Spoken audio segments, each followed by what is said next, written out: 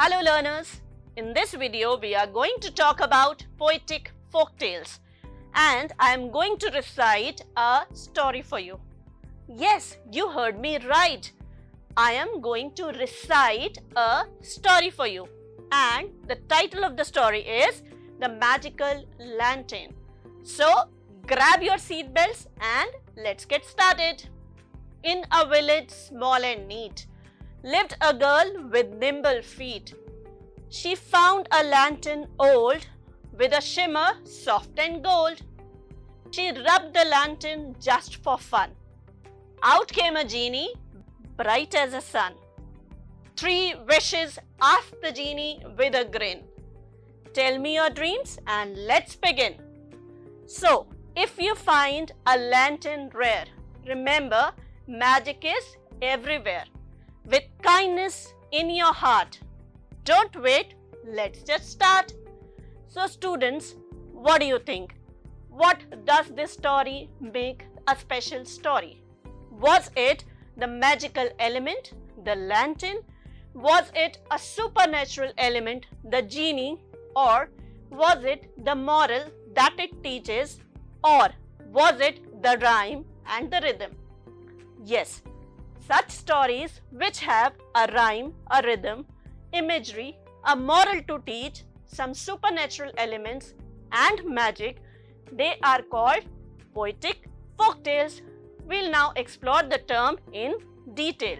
What are poetic folktales?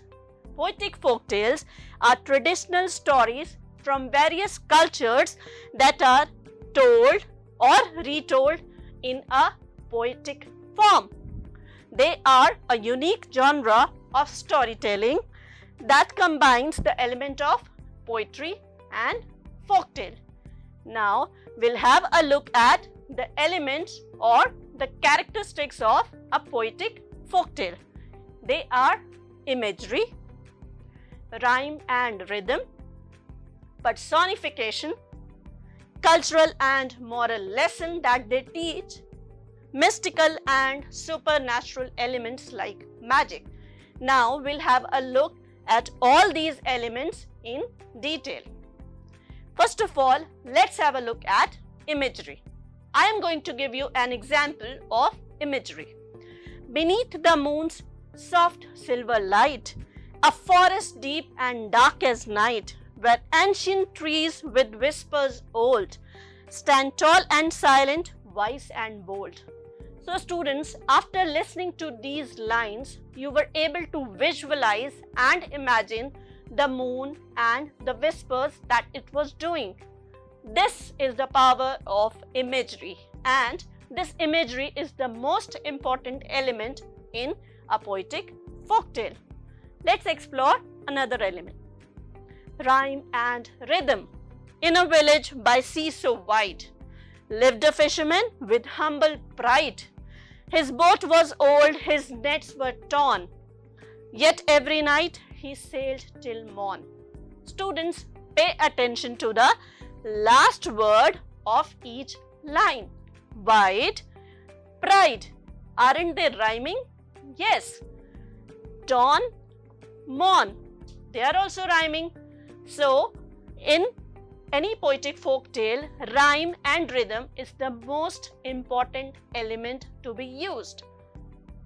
Next is personification. We'll try to understand this with an example. Come with me, the wind did plead. I'll take you where your heart can lead. You'll see the mountains touch the sky and learn the secrets that I cry. Students, personification is where an inanimate object is given human qualities. As in these lines, we can easily make out wind is personified. Why? Because wind is pleading, also it is crying. So, personification is another important element to be added in poetic folktales. We'll have a look at another important element, which is cultural and moral lesson.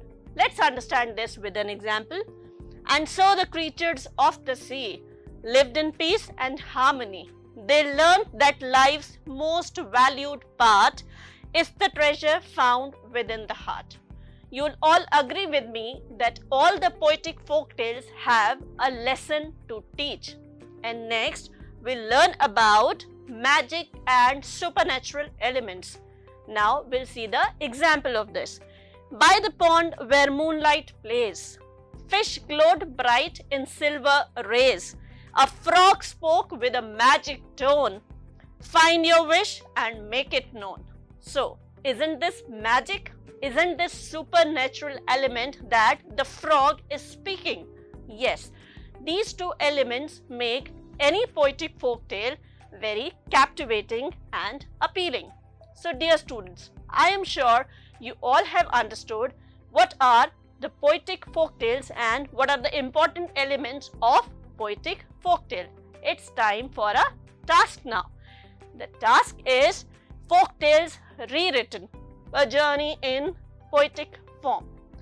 You have to take a classic prose folk tale and convert it into a poem.